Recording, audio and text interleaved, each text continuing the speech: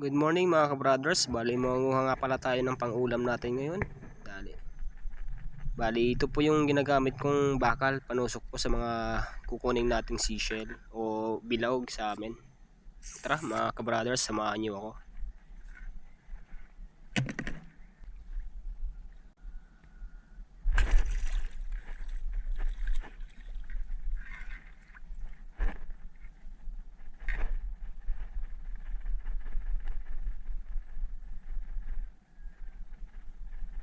Sana all.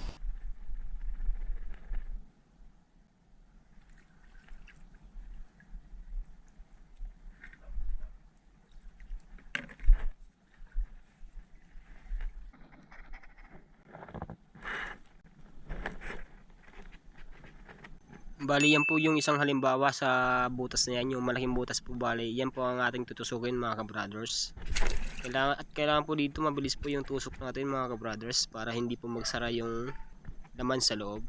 Ayan.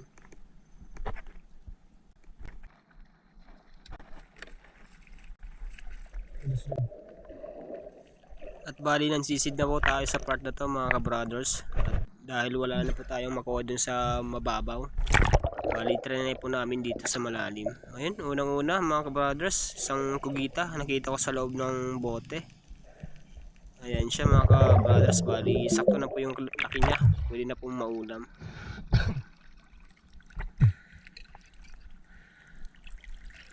Sis.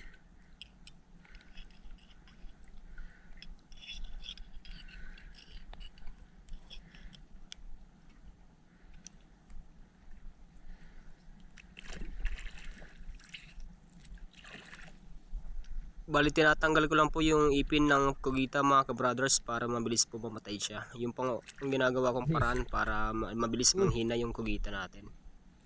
Ayan na po mga ka-brothers.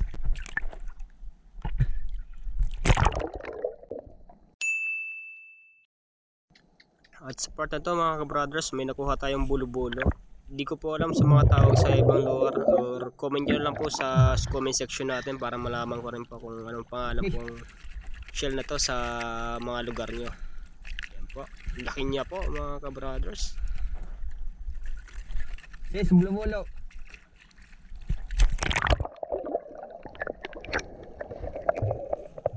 At bali may kuha na naman tayong tipay mga ka-brothers. Bali katabi ng bulo-bulo natin. Bali ayan po siya. Bali malapad po siyang manipis yung yung shell niya. Pa-comment down below na lang po mga ka-brothers kung ano po yung pangalan nito sa inyong mga lugar. At another bulo-bulo naman mga ka-brothers. Bali hindi lang natin nakita sa video natin. Sayang.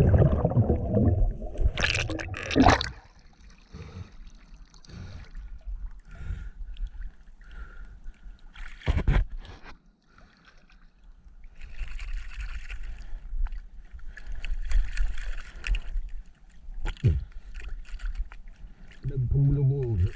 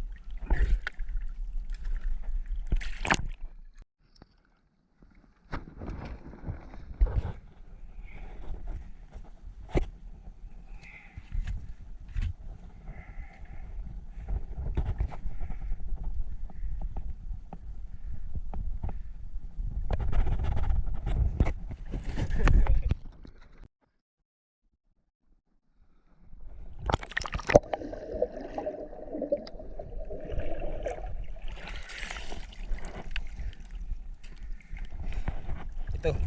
May alimasag. Bali may alamasig nga pala tayong napakan mga brothers. Bali kukunin natin kung malaki ba to o sakto lang.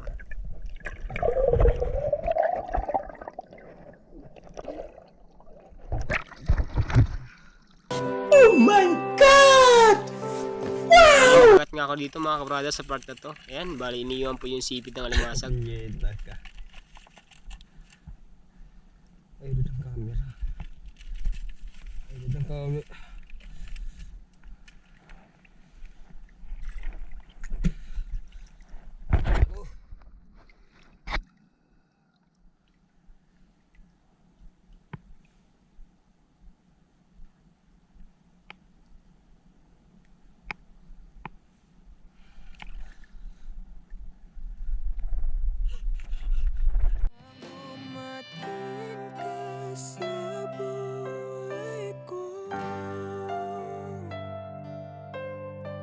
Binago mo ang lahat, pati ang aking mundo.